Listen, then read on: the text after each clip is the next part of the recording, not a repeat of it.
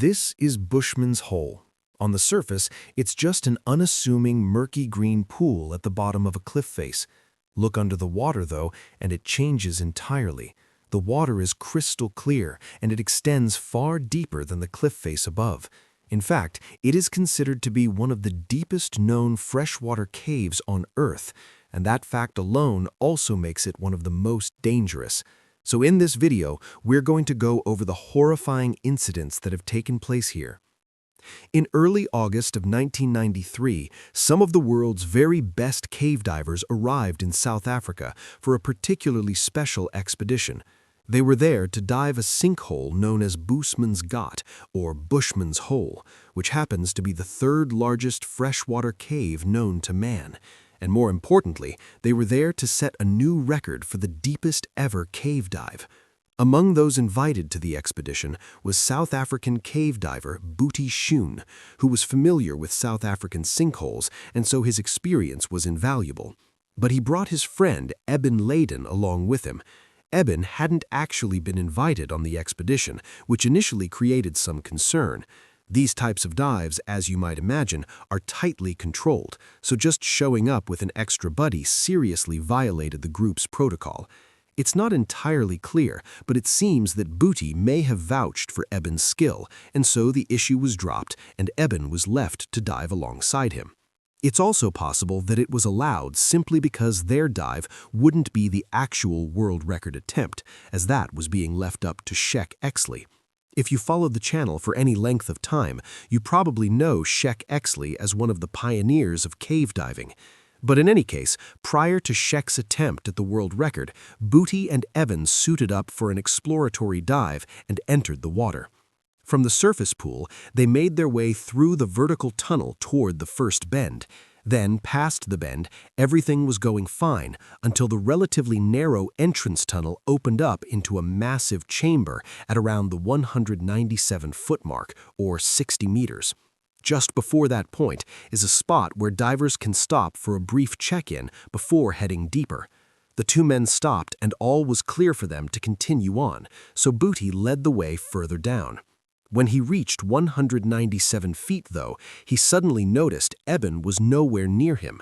He looked around, and then he spotted Eben's flashlight beam bouncing back and forth frantically through the darkness as if he was desperately searching for something.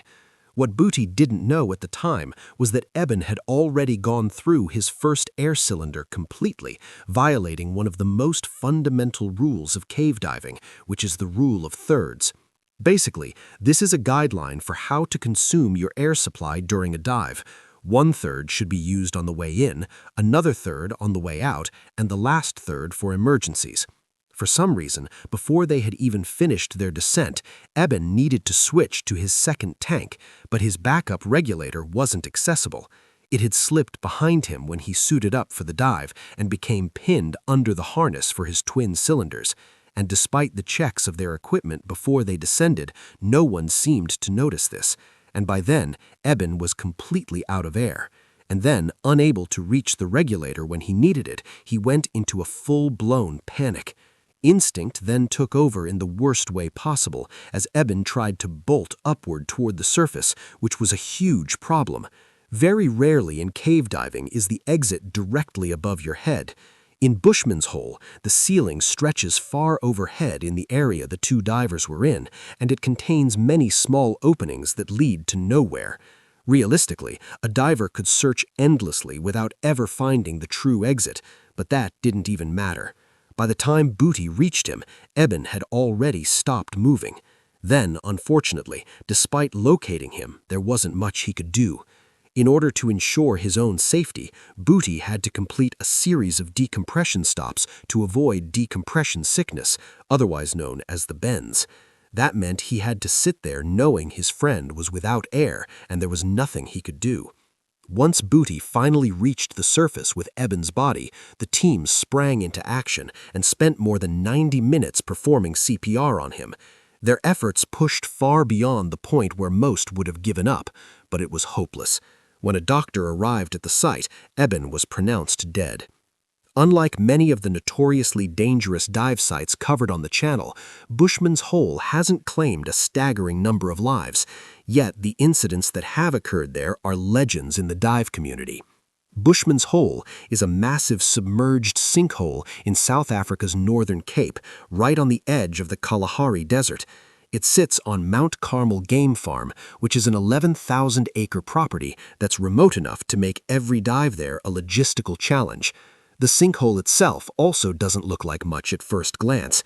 After hiking down a steep rocky slope, divers arrive at a small pool, often covered in green duckweed.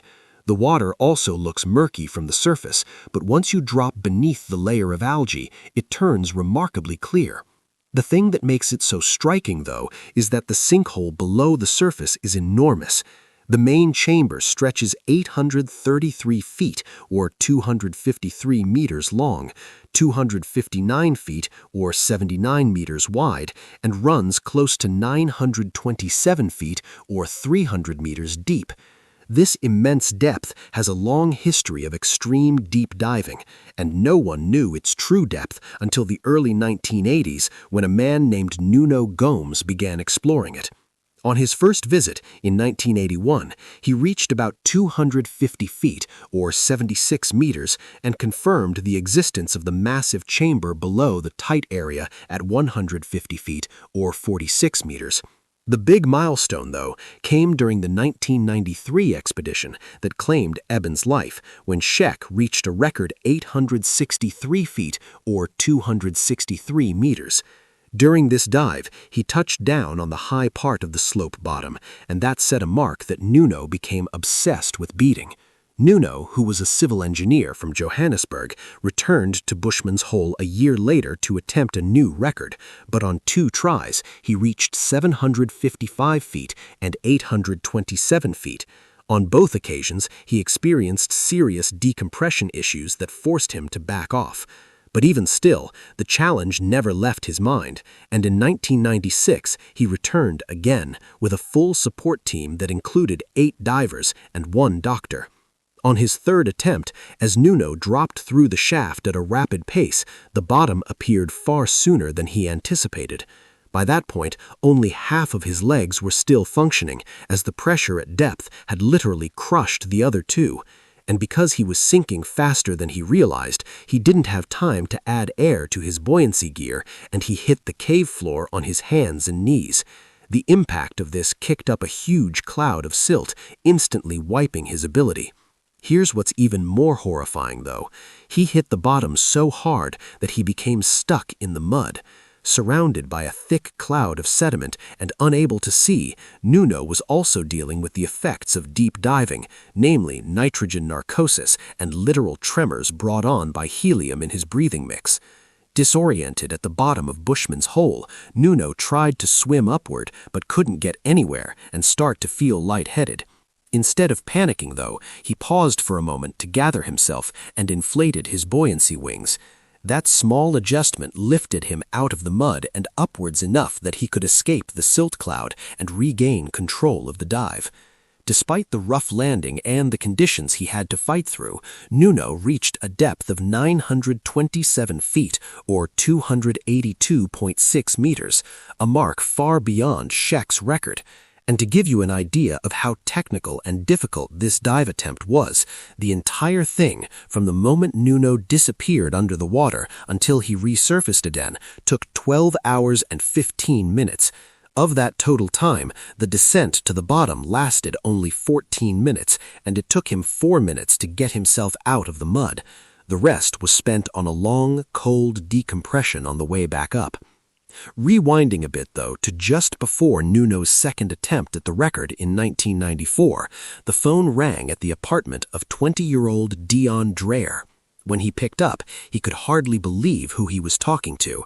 It was Nuno on the other line, and even before he set the record at Bushman's Hole in 1996, he was known as one of the few elite deep-water divers on Earth. Nuno was apparently putting together a support team for a second attempt, and he wanted Dion to join him. Despite his age, Dion was a highly experienced diver who would log more than 200 dive hours. Nuno then explained to Dion that the dive was set to take place at Bushman's Hole around Christmas, when the support team members would be on break from their everyday jobs. With this being the opportunity of a lifetime, Dion immediately agreed. When he hung up the phone, Dion called his parents to share the news, but he was surprised by his mother's reaction. She had always worried about his hobbies, but she never gave him any grief about dives before, so it caught Dion off guard when she started sounding nervous about his involvement in Nuno's dive. This apprehension apparently only grew as the dive date drew closer, and she even got to the point of begging Dion not to go. But it was no use. Dion wasn't going to let this opportunity pass him by, so he did his best to soothe her concerns and assure her that everything would be just fine. On December 17, 1994, Dion arrived at Bushman's Hole for the first time and got himself prepared for the dive that day. This wasn't going to be the world record attempt, though. This was just a practice dive, which would allow the support team to get familiar with the layout of the sinkhole and each other. Dressed in his dive suit, Dion put his tanks on and, along with the other divers, descended into Bushman's Hole. Their descent went perfectly, and the team seemed to be working well together. When they reached their target depth, they stopped and began their ascent, which, as always, would include numerous decompression stops. The divers checked in on one another periodically during these stops and flashed the OK hand signal to each other. This happened again around the 200-foot mark, and everyone reported they were fine. But when they advanced to 164 feet or 50 meters for the next stop, they found that one of the divers was missing. When they realized this, they looked down to see light fading into the darkness below. Nuno looked at one of the other support divers, who then drew his finger across his throat, which is a signal no diver ever wants to give or receive. That falling diver was Dion. And by the time Nuno started chasing after him, Dion had already fallen about 100 feet below him, and his descent continued quickly. With no other choice, Nuno had to stop and go back for his own safety. Had he continued any further to try to save Dion, there might have been 2 divers not coming back instead of 1.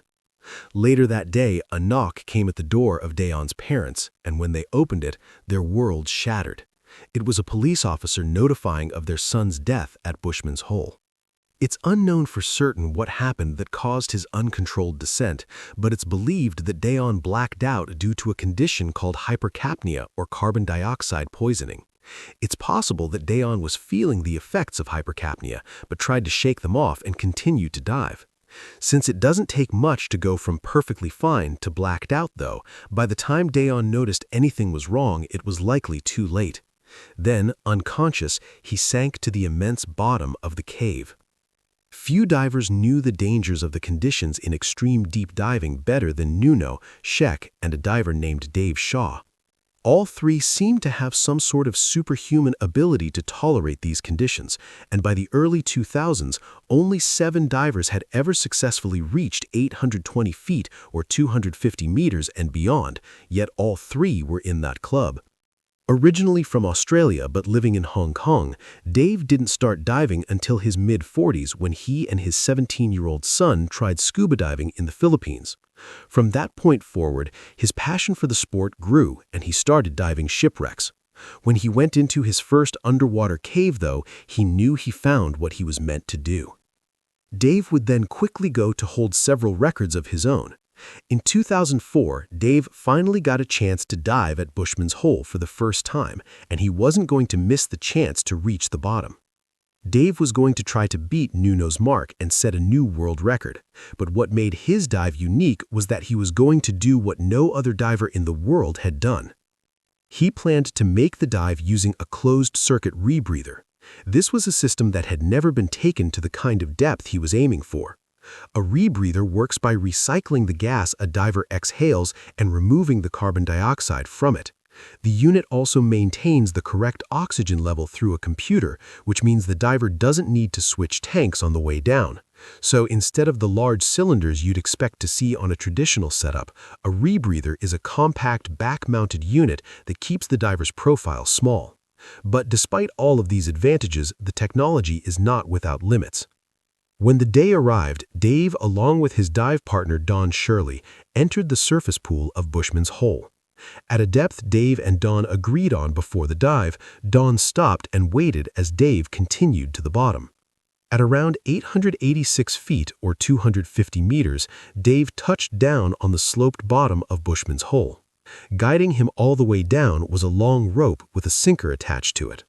Once he hit the bottom, he still had a bit deeper to go to break Nuno's record. But first, he needed to clip a secondary rope to the main guidelines so he could get back to it.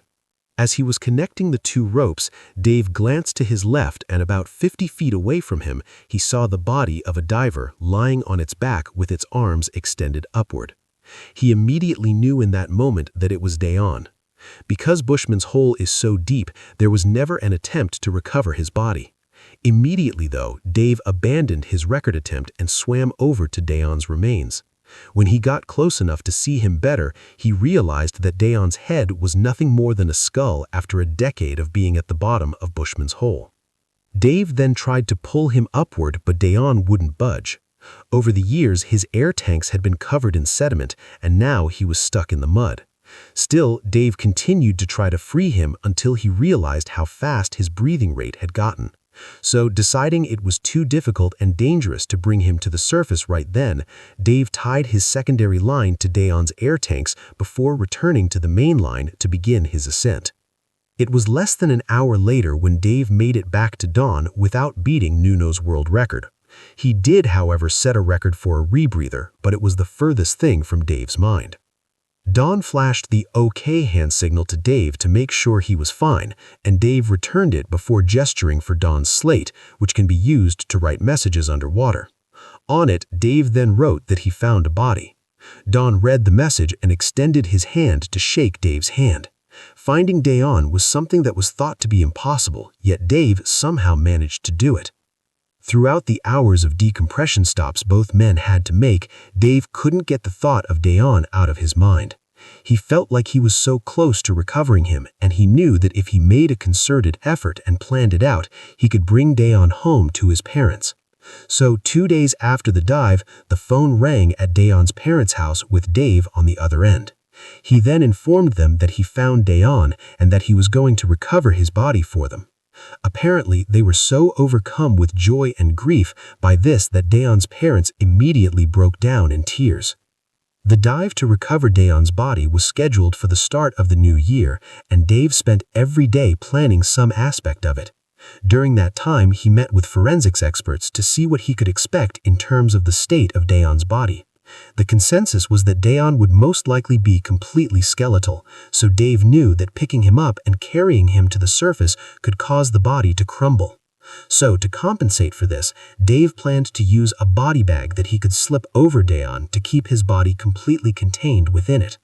Dave's wife then fashioned a custom bag with drawstrings, and on New Year's Day 2005, she drove him to the airport for his flight to South Africa. When he landed, Dawn picked him up and brought him to Kamadi Springs, which Dawn operated as a dive center. Then, in the weeks leading up to the dive, Dawn hand-selected 7 divers to serve as a support team.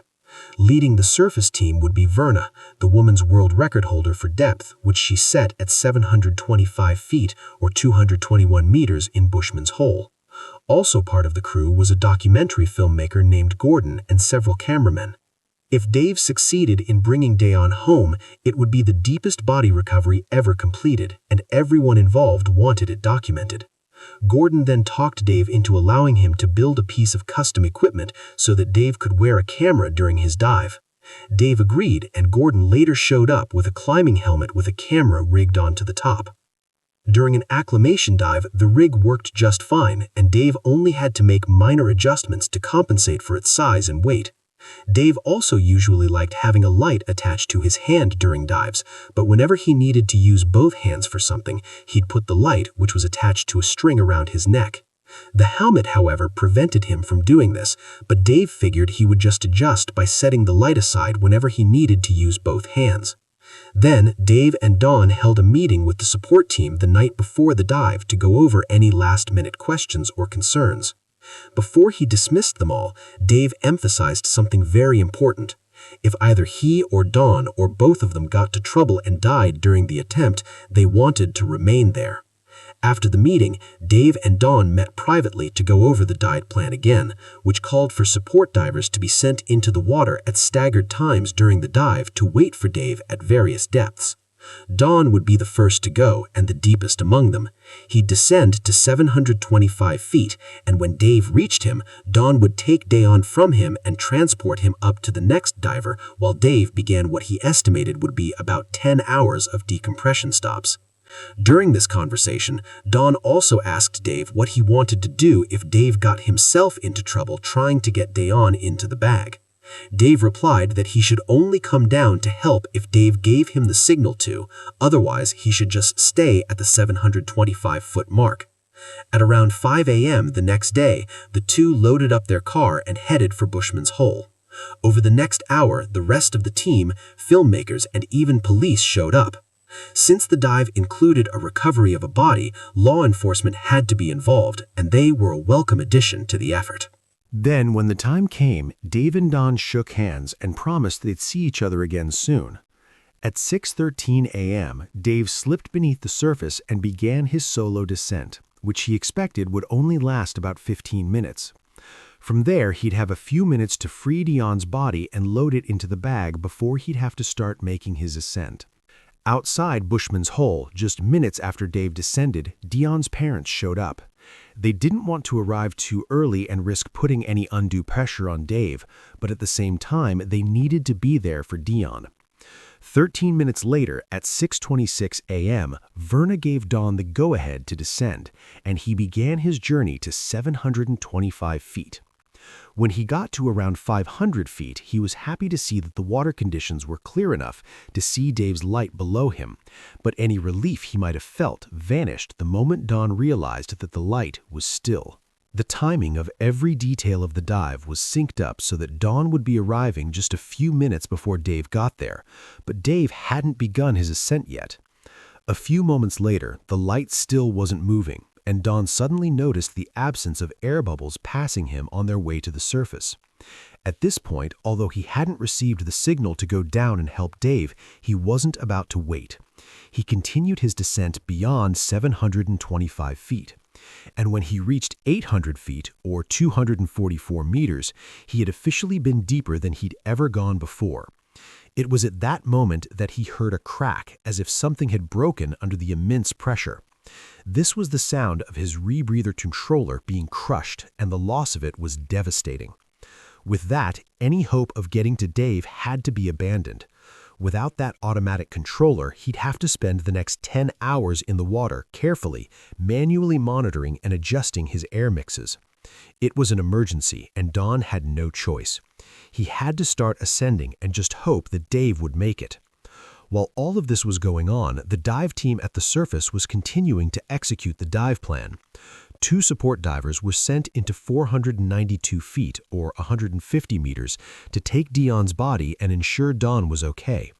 They were immediately alarmed when they closed in on their target depth and didn't see any lights below them. The protocol said they had to wait 4 minutes before beginning an ascent. They then remained there for 6 with no sign of Dave or Dawn below them. One of the divers then pulled out a slate and wrote on it that Dave and Dawn were not at the expected depth when they suddenly spotted a light beneath them. They then amended the message to say there was only one light below them and they didn't know who it was. When they ascended to the next support diver, they then handed the slate off to begin his journey to the surface. When it reached about 275 feet, or 84 meters, support diver Peter, who was one of Dave and Dawn's closest friends, read it and immediately handed it back to the diver he got it from and started descending fast. When Peter reached 400 feet, or 122 meters, he saw Dawn and felt a rush of relief. Peter then held up the OK hand signal as a question, and Dawn flashed it back to him before Dawn gestured for Peter's slate. Peter then handed it to him, and Dawn began to write down information about his new decompression plan since his controller broke. But above it all, he wrote 4 words: Dave not coming back. As you might imagine, every minute of the ascent for Dawn was excruciating. After hours, he was at a decompression stop around 200 feet, or 61 meters, when another of these support divers came to check on him. He gave the OK signal, and the diver returned to the surface. But once Don reached 164 feet, or 50 meters, he started to feel funny, almost like he was going to black out. Thinking quickly, he decided to switch from his rebreather to a tank of Trimix, which was one of the many that had been strung up and down the main line for emergencies. Whatever the mix was that he started breathing, though, he became severely dizzy almost right away. He didn't know at the time, but a helium bubble had formed in his inner ear, bringing on a severe case of vertigo. As he was dealing with this, he suddenly realized he wasn't on the main line anymore and started grabbing for it as he spun around. If he couldn't relocate the line, Don might not be coming back either. He slowly drifted further from the line, but he was fortunately still within arm's reach of it, and one of his blind grabs connected with the rope and he held on to it firmly. This brief distraction also caused him to lose track of his depth, and when he checked on his dive computer, he was 40 feet higher than he should have been.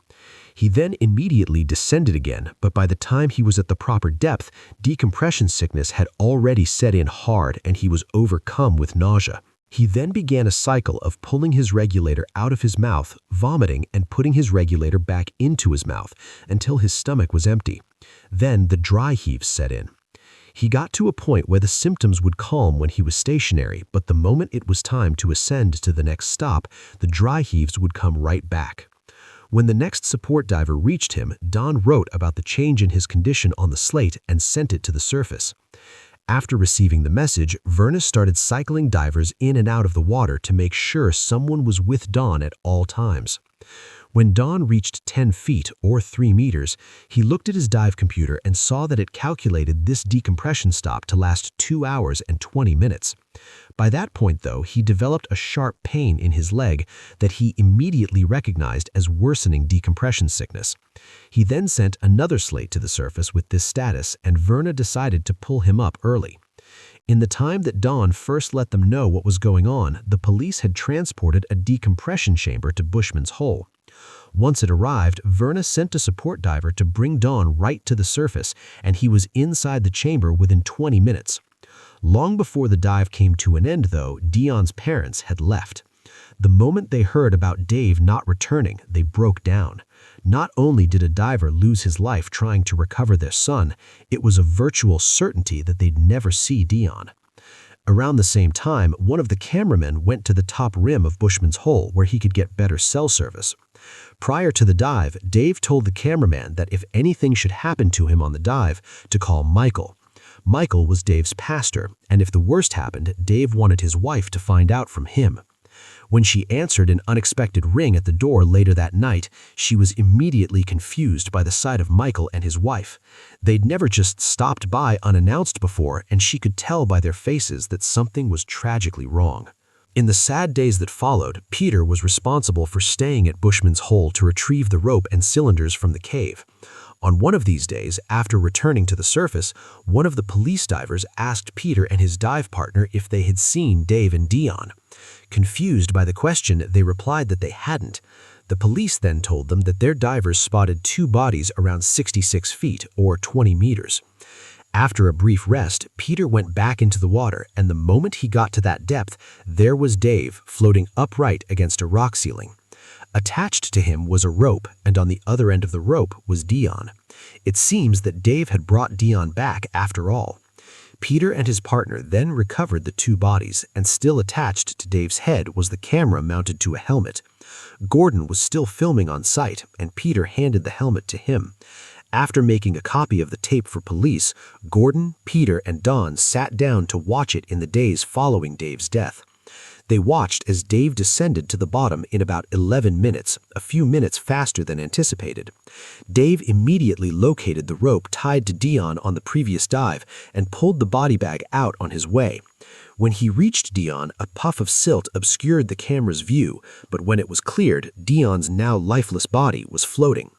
It's uncertain how Dion suddenly came loose, but this was not a scenario that Dave and Don had even considered or practiced. In their meeting with forensics experts, they were told that Don would be mostly bone, if not all, which meant there was no way for him to float. Underneath his dive suit, however, Dion's body had mummified and retained a neutral buoyancy. Dave's breathing rate then started to increase as he tried to slip the body bag over Dion's fins, but he struggled and put a lot of stress on his body. The more his breathing rate increased, the more carbon dioxide he would exhale into the rebreather. As Don watched, he couldn't help but beg Dave to abandon the dive, and none of them could initially figure out why he didn't. As signs of nitrogen narcosis began to show up, it suddenly made sense to Don. When a diver has symptoms, their disordered thinking can cause a diver to have tunnel vision on a single task. It was clear to Don that Dave's sole purpose was to get Dion's body back to the surface. For more than 5 minutes, which was much longer than planned, Dave fought to get Dion in the bag. When he finally realized that he needed to leave, he started to ascend but came to a quick stop.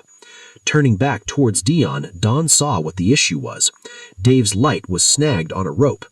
Dave then moved slowly after he noticed this and tugged at the rope in an attempt to free the light before pulling out a pair of shears, only he didn't cut anything.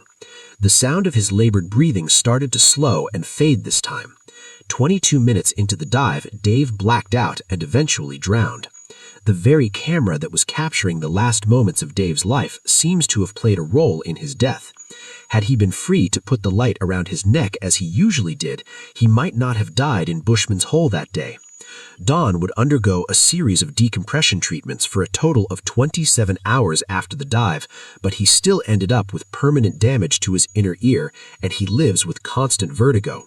However, he would eventually return to the water and was overcome with joy to know that the damage he suffered wouldn't keep him from the hobby he loves so much. As for Dion's parents, 10 days after the bodies were recovered from Bushman's Hole, they held the remains of their son one last time. Bushman's Hole isn't like the other dangerous dive sites featured on the channel. There are no massive death tolls or impossible features, and it's far less accessible than